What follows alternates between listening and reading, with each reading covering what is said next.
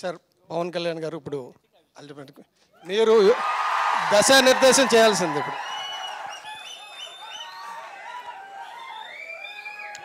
దయచేసి నిశ్శబ్దంగా ఉండండి. అది ముందు నుంచి చెప్తున్నారు అభిమానులందరికీ. పాపం వాళ్ళేమనుకుని వాళ్ళకి తెలీదు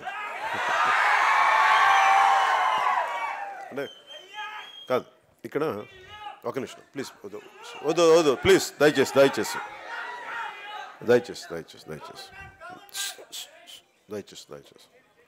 ఇది మనం పెద్దల మీద గౌరవించాలి. ఇది మన మామూలు పొలిటికల్ సభ కాదు.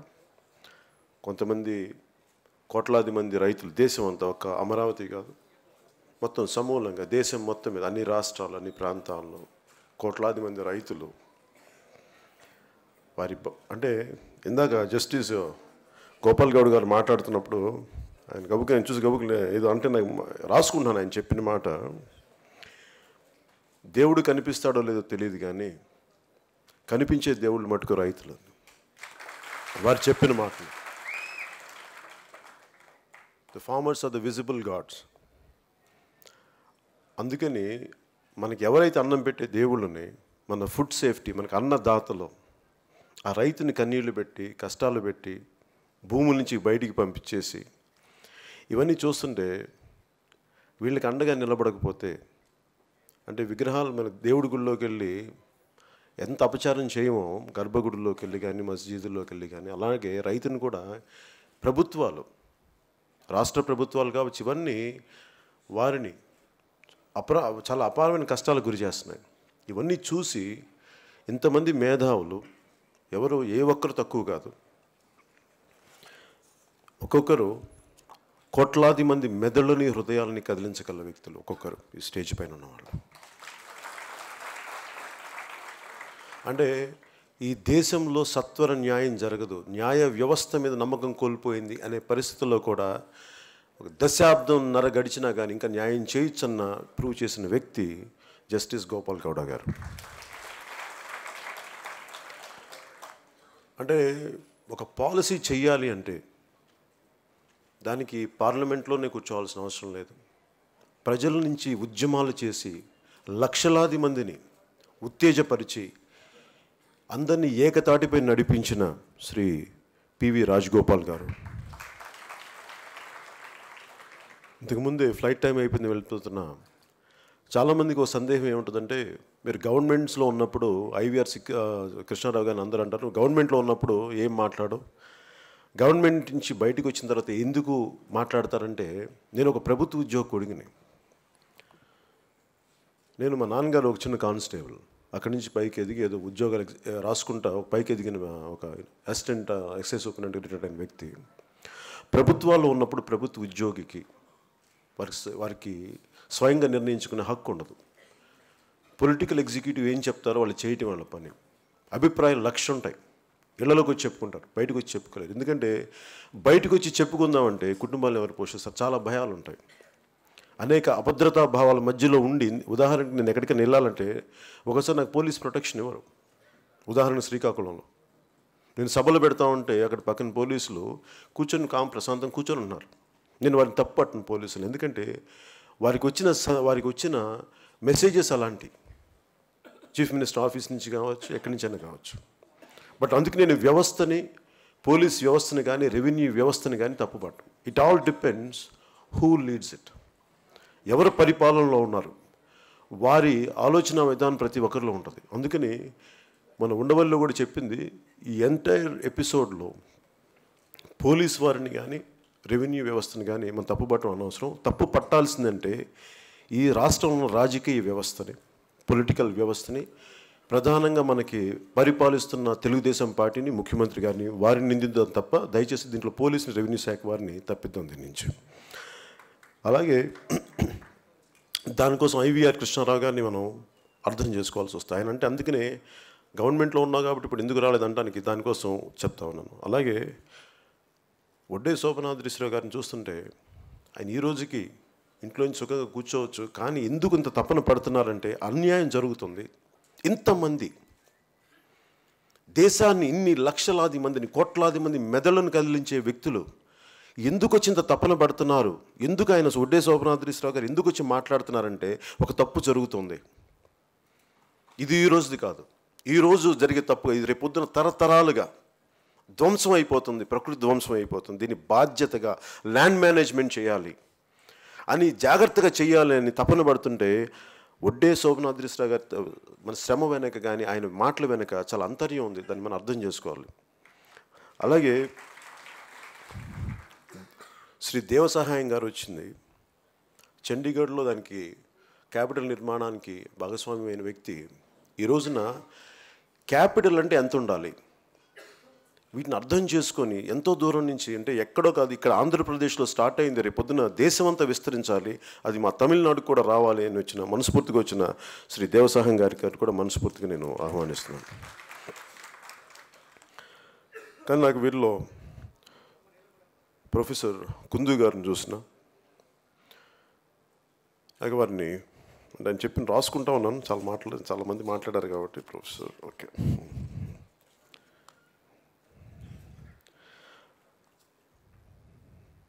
మనుషులు కొనుగోలు వస్తువులు కాదు, నిండు మనసున్న మనుషులు ఆయన చెప్పింది.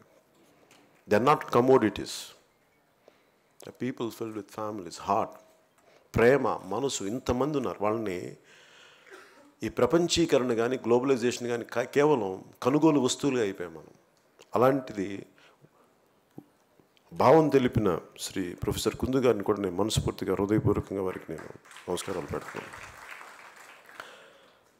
ప్రొఫెసర్ విక్రమ్ సోనీ గారు ఇన్ షార్ట్ ఆయన చెప్పింది ఏంటంటే, గాంధీజీ గారు చెప్పింది గుర్తొచ్చింది, there is enough for human need but not enough for human grade. అని చెప్పింది ఏంటంటే, నాకు అనిపిస్తుంది, నాకు చిన్నప్పటి నుంచి సెల్ ఫోన్స్ వాడడం చాలా చిరాకు, ఫోన్లు వాడటం చిరాకు. అంటే ఈ సెల్ ఫోన్స్ టెక్నాలజీ ఎక్కువైపోయే కొద్దీ మానవ సంబంధాలు చితికిపోతూ ఉన్నాయి. మానవ సంబంధాలు ఫోన్లు దగ్గర అయిపోయాం కానీ హృదయానికి వైశాల్యం ఇంత దూరంగా పెరిగిపోయాం. అందుకని ఈ రోజున మనం ఇంత సఫర్ అవుతున్నాం. అందుకని ఆయన చెప్పింది ఏంటంటే, ఈ టెక్నాలజీ, ఈ డెవలప్మెంట్ అనేది ఆయన మాట్లాడింది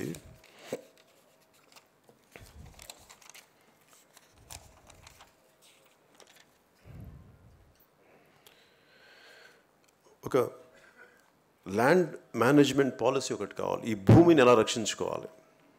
అలాగే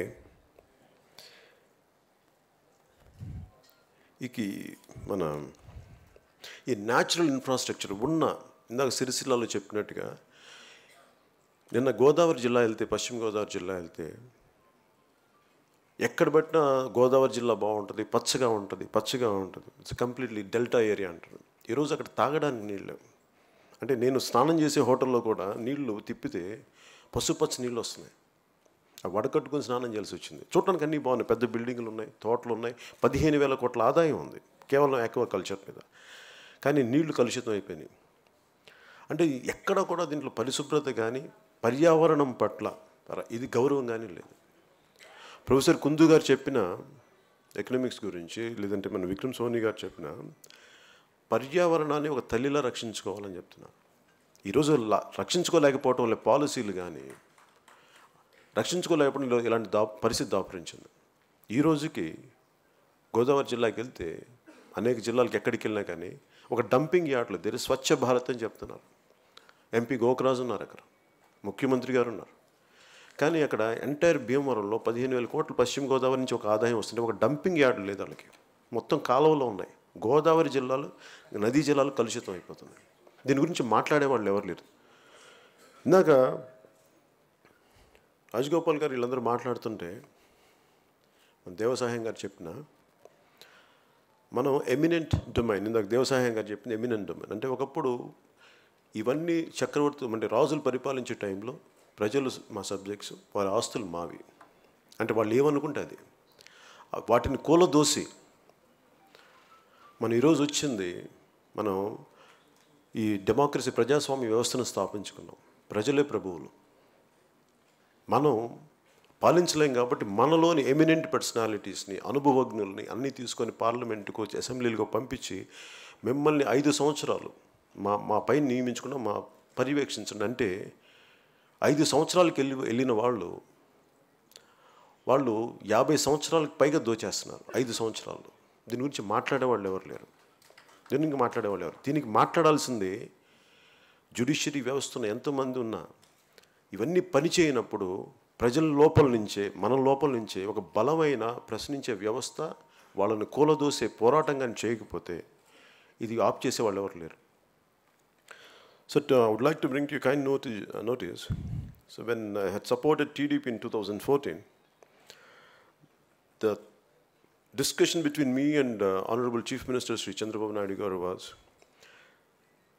we need around, to build a capital, we need around 1,800 and odd acres, and which is going to be a forest land. We don't have to trouble any farmers at all.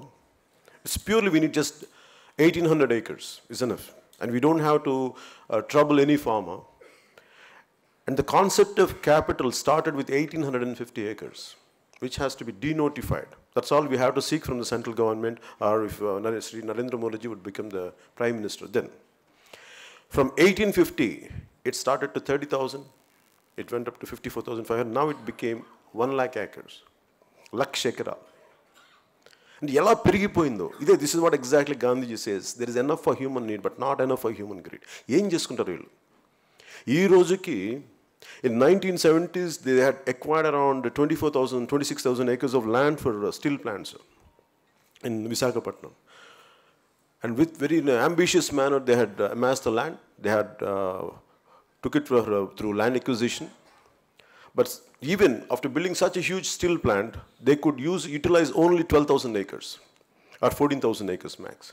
Still around 12,000 acres is intact. Still the farmers who are supposed to be there, sir, who are owners, they still, they have to work in their own farms as laborers or raitu coolies. This is their plight.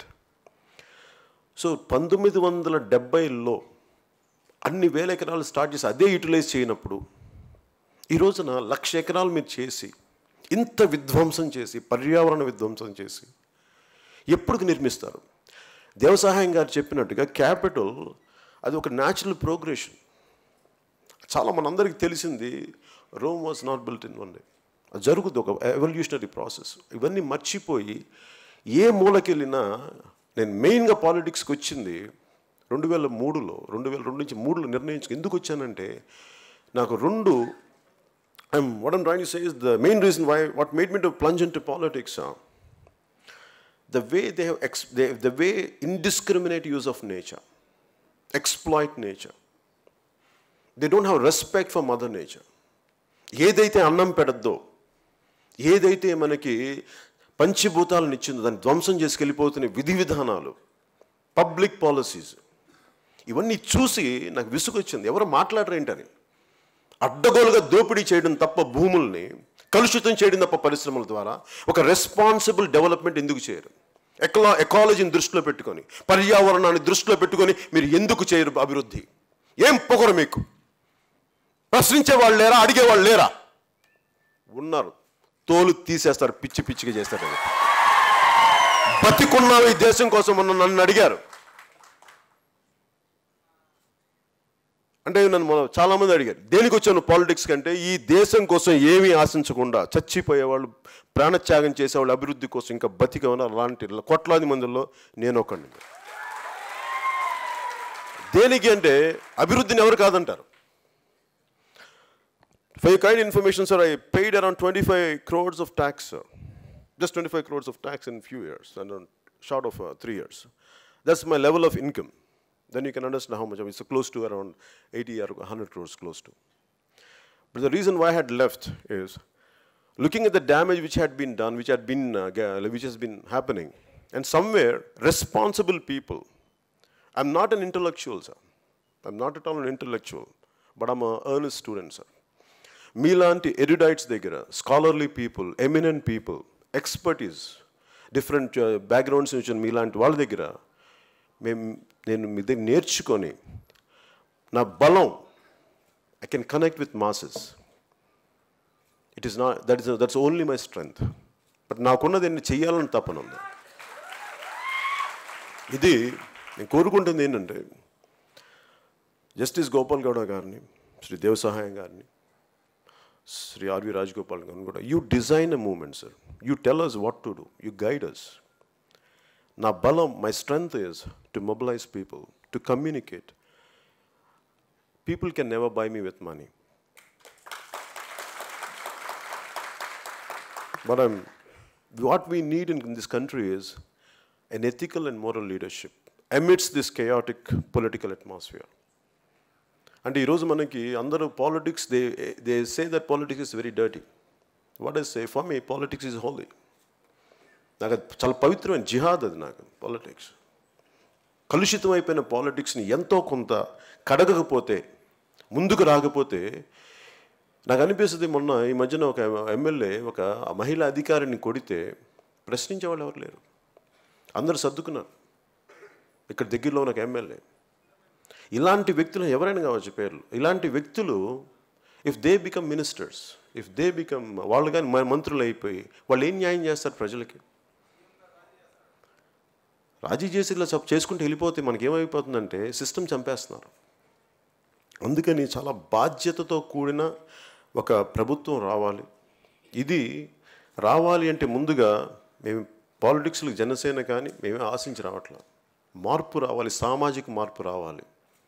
ఒక ప్రకృతిని ధ్వంసం చేయకుండా, విధ్వంసం జరగకుండా ఒక political వ్యవస్థ, ఒక developmental policy ఉండాలి. వీటన్నిటిని దృష్టిలో పెట్టుకొని నేను ఈ మీటింగ్ ఎందుకు చేశానంటే, ఏ మూలకెళ్ళిన వంశధార నుంచి, ఇచ్చాపురం నుంచి, సోంపేట భూముల దగ్గర నుంచి మనకి అనంతపురం సోలార్ మిల్స్ దాకా, విండ్ మిల్స్ కోసం ప్రొక్యూర్ చేసే ల్యాండ్ దాకా ఎక్కడికి వెళ్ళినా కన్నీటి కదలే.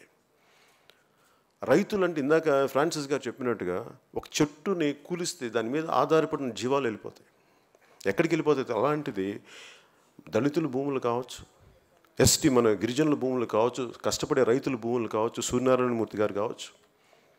మా భూముల్లో మేము చేసుకుంటే వాళ్ళ మీద రౌడీ షీటర్లు, కేసులు. చింతమనేని రమేష్లా అతని లాంటి వ్యక్తి కొడితే అతని మీద రౌడీ షీటర్ ఓపెన్ చేయరు, కానీ సూర్యనారాయణమూర్తి గారి లాంటి తన భూమి కోసం దున్నుకుంటే అతని మీద మటుకు రౌడీ షీట్ ఓపెన్ చేయగలరు. అట్లా అయిపోయింది రాష్ట్ర ప్రభుత్వం. ఇవి నాకు చాలా బాధ కలిగించినాయి. అంటే వ్యవస్థని నిర్వీర్యం చేసే వ్యక్తుల మీద ఒక్కళ్ళు మాట్లాడరు. వ్యవస్థ, I'm not even blaming police, I'm not even blaming DGP, but definitely I'm going to blame, I will be blaming Honorable Chief Minister Sri Chandrababu Naidu. Sir, you are wrong. మీరు తప్పు చేస్తున్నారు. ఇది నేను ఇంతమంది, we all come from different backgrounds sir. ఇక్కడ ఉన్న వాళ్ళందరూ కూడా ఒక కులం కాదు, ఒక మతం కాదు, ఒక ప్రాంతం కాదు, సమస్త భారతం ఇక్కడ కూర్చొని ఉంది. ఇక్కడ సమస్త భారత్. ఇది ఇట్లాగ మీరు దీన్ని ఎందుకు ఇంతమంది వస్తున్నారని మీరు కూడా ఆలోచించాల్సింది ఏంటంటే, ఎందుకు ఇంతమంది వస్తున్నాం, ఎందుకు ఇంత తపన పడుతున్నాం అంటే, ఎప్పుడో నేను చాలా విసుగొచ్చిన చెప్తాను, 69-72లో ఎవరో ఒక ఉద్యమం తీసుకుంటే సెపరేట్ తెలంగాణ, సెపరేట్ ఆంధ్ర జరగాలని కాదు, కలిసి ఉండాలని పెట్టుకుంటే ఈరోజు మనకి ఎలా ఇంపాక్ట్ అయ్యిందో ఈరోజు మేమందరం మాట్లాడేది.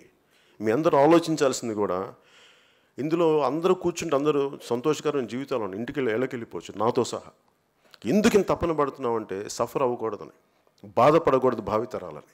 అందుకు ఈ కన్నీళ్ళు, అందుకు ఈ వ్యధ, ఎందుకు ఈ శ్రమ అంటే, సత్య గారితో సహా మా అందరికీ అడ్డగోలుగా దోచేస్తున్నారు. అందరూ మాట్లాడట్లేదు, ఎవరు ధైర్యం సరిపట్ల, సమాజంలో ధైర్యాన్ని చంపేస్తున్నారు. జస్టిస్ గోపాల్ గౌడ్ గారు తిట్టినట్టుగా, మీరు అన్నం తింటున్నారా మట్టి తింటున్నారా అనేది పౌరుషం చచ్చిపోతుంది మనకి, భయపెట్టేస్తున్నారు. నేను అందుకనే జనసేనని ఎందుకు పెట్టానంటే, అన్లెస్ ఈ ప్రభుత్వాన్ని సేనలాగా తెరవబడితే చాలా డిసిప్లైన్డ్ విధానం with in the constitutional framework, రాజ్యాంగ పరిధిలోనే మాకు తిరగాలి వెళ్తుంది. అందుకనే మాకు వామపక్షాలైన సిపిఐ సిపిఎం నాయకులతోటి, మధు గారు కానీ, రామకృష్ణ గారు కానీ, మిగతా పెద్దలందరితో ఎందుకు మేము కలిసి వెళ్తామంటే, ముందు ఓట్లు కావాలి, అధికారం కావాలని ఆశిస్తే మార్పు రాదు. ముందు మార్పు జరగాలంటే అప్పుడు అధికారం వస్తుంది. అందుకని జనసేన కానీ వామపక్షాలు కానీ మేము కోరుకుంటుంది మార్పు ద్వారా అధికారం. ఆ అధికారం వచ్చి మాకేం చేయాలని ఉందంటే, ఇలాంటి అడ్డగోలుగా దోపిడీ చేస్తుంటే ముందు వీటి మీద పోరాటం చేయాలనుంది. నా బాధ్యతగా మీకు చెప్పదలుచుకుంది, ఇలాంటిని భూదోపిడీని కానీ, భూసేకరణ చట్టాలను కానీ పల్చన చేసినా కానీ, ఎవరు చేసినా కానీ వీటిని మేము అడ్డుకుంటాం. ఒకవైపు దీన్ని మల్టీ స్ట్రాటజీ తీసుకున్నాం. ఒకటి, పెద్దలందరి సమక్షంలో it will be A judicial fight. అలాగే పొలిటికల్ ఫైట్, దాంతోపాటు ప్రజా ఉద్యమాలను పెడతాం. మహారాష్ట్ర తరహాలో ప్రధానమైన రైతు డిమాండ్లతో పాటు భూసేకరణ, అందరు రైతాంగానికి ఎలా నష్టం కలుగుతుంది, వీటికి ఇట్లాగే ప్రభుత్వం కానీ ముఖ్యమంత్రి గారు కానీ మీరు ఇలా అడ్డగోలుగా పద్ధతి పాడు లేకుండా కానీ చేస్తే ఇలాంటి మూమెంట్స్ని జనసేనగా వామపక్షాలతో కలిసి చాలా బలంగా లీడ్ చేస్తాం. ఇది అనేక లక్షల మంది రైతులతోటి మహారాష్ట్రలో ఎలాగ రైతులందరూ కలిసి బాంబే దాకా వచ్చారో అలాంటిది నలుమూలల నుంచి రాజగోపాల్ గారి పద్ధతిలో మేము కూడా ఇచ్చాపురం నుంచి, అనంతపురం నుంచి, అన్ని జిల్లాల నుంచి వచ్చి అమరావతిలోకి వచ్చి ముఖ్యమంత్రి గారి ఇంటి మీదకి వెళ్తాం. గుర్తుపెట్టుకోండి, ముఖ్యమంత్రి గారు, నేను ఇది సరదాగా చెప్పట్లేదు, మేము ముట్టడిస్తామని కూడా చెప్పట్లేదు. మేము ఇక్కడ కూర్చుంటాం, క్యాపిటల్ నాపేస్తాం, రాజధాని నాపేస్తాం. జాగ్రత్త, చాలా ఆలోచించేయండి. ఉండవల్లి భూముల్ని కానీ మీరు ఎక్కువకు మించి సేకరించారు. రోడ్లు కావాలా? 4 కాదు, 2 రోడ్డు కావాలి, 2 వే కదా, 4 వే చేయండి. మళ్ళీ 6 వేకి మళ్ళీ ప్రధానంగా ఇట్లా మీరు అడ్డగోలుగా మీరు దోపిడీ చేస్తుంటే అలాంటి రాజకీయ వ్యవస్థకి చరమాంకం వచ్చేస్తుంది. చాలా బాధ్యత గల వ్యక్తులు ఉన్నాం పాలిటిక్స్లో. పిచ్చిగా ఇష్టానికి మీరు రాజ్యాంగాన్ని అతిక్రమిస్తే మటుకు చూస్తూ కూర్చునే తరం కాదు, యువతరం కూడా కాదు. జాగ్రత్త. చాలా ప్రతి మాట ఆలోచించి తూచి మాట్లాడుతున్నాం. చాలా జాగ్రత్తగా చెప్తున్నాం. ముఖ్యమంత్రి గారు మీరే వినాలి. మీరు ఇష్టారాజ్యంగా, ఇది మీ సొంత రాష్ట్రం కాదు, మీరు మా రాజు కాదు, రాజులనే కూలదోసిన ప్రభుది భారతదేశం.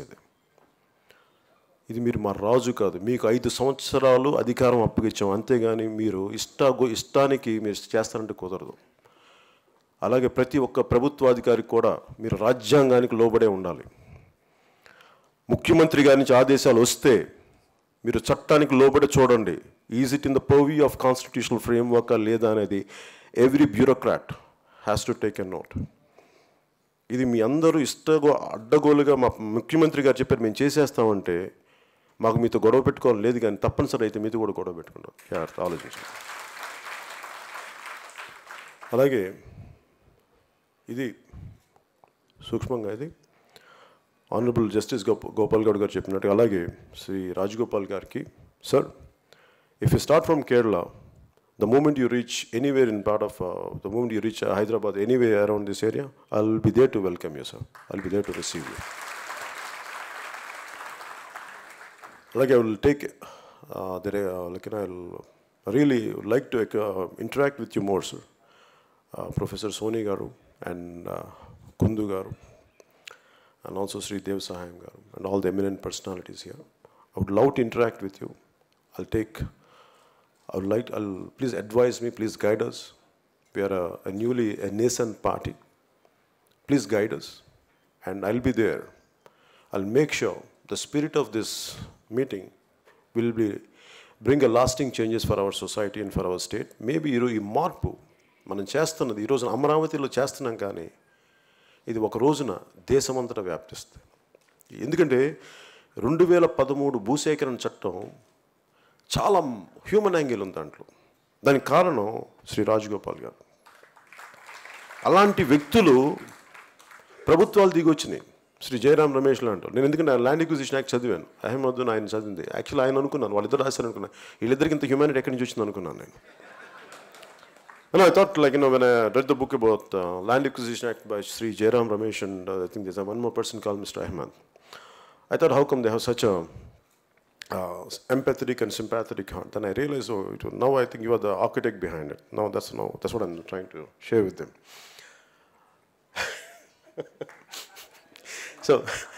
So we need people like you more, sir, in our society, and we will be your followers, sir.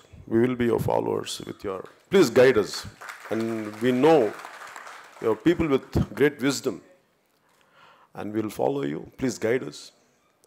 And Justice Gopal Gowda garu kuda nenu korukunedi endante, sir, if you could guide us, what should be our further future course of action, then we'll follow it, and I'll have a private meeting with you. Please kindly guide us. మనకి my only request is, మీరు రైతులు కూడా చెప్తున్నాను, ప్రతి ఒక్కరు చెప్తున్నాను, దయచేసి భయపడకండి. కేసులు పెట్టిన ఎదురు తిరగండి.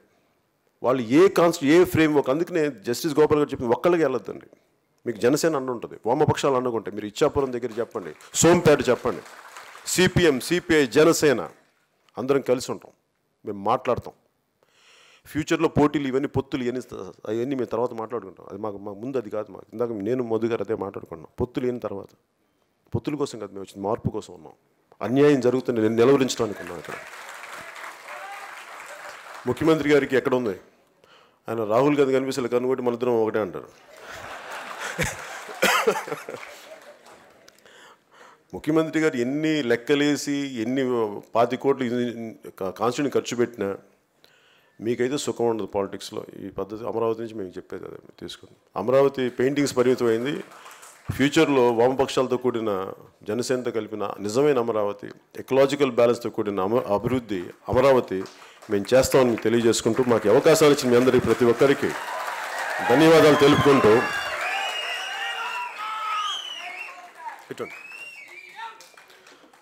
అంటే కాదు కదా ఈయన ఎందుకు పరిచయం చేస్తున్నా అంటే, ఈయనతోటి మేము ఈయన వైజాగ్లో ఈయన ఒక ఎంపీకి కంటెస్ట్ చేశారు. నేను ఈయన ఓడిపోవడానికి అంటే కాంగ్రెస్ని తిట్టిన తర్వాత ఈయన మాకు ఈయన చాలా మంచి వ్యక్తి, చాలా దేశం కోసం పాలసీ మేకింగ్లో చాలా అంటే పర్యావరణ ప్రేమించే వ్యక్తి. సో ఈయన్ని నేను మనస్ఫూర్తిగా మన జనసేన పార్టీలకు ఆహ్వానించాను. ఏదో చాలా ఇట్లాంటి ప్రోగ్రామ్స్ చేస్తామంటే చూసి మీరు రండి ఒకసారి నాకు చెప్పండి, మాకు మధ్య ఒకటే భావజాలం ఉందని ఆయన మనస్ఫూర్తిగా వచ్చి, ఇది కేవలం ఈరోజు జరిగిందంతా నేను ఒక మాట చెప్పాను, ఒకే ఒక మాట చెప్పా, ఇంత సఫర్ అవుతున్నానికి ఒక జాయింట్ యాక్షన్ కమిటీ కావాలి, మీరు ప్లాన్ చేయండి అంటే దానికి సత్య గారు దానికి చేశారు. సత్య గారిని మనస్ఫూర్తిగా అభినందిస్తున్నాను. అలాగే పార్టీ తరపు నుంచి పైగా మధు గారి కంప్లైంట్ నాకు నిన్న నైటే తెలిసిందన్నారు. మధు గారికి చెప్పింది ఏంటంటే, మధు గారి గురించి అడిగితే ఆయన లండన్లో తిరుగుతున్నారు. కమ్యూనిస్టులు లండన్లో ఏంటండి పని, మీకు ఏం పని అండి మీకు లండన్లో?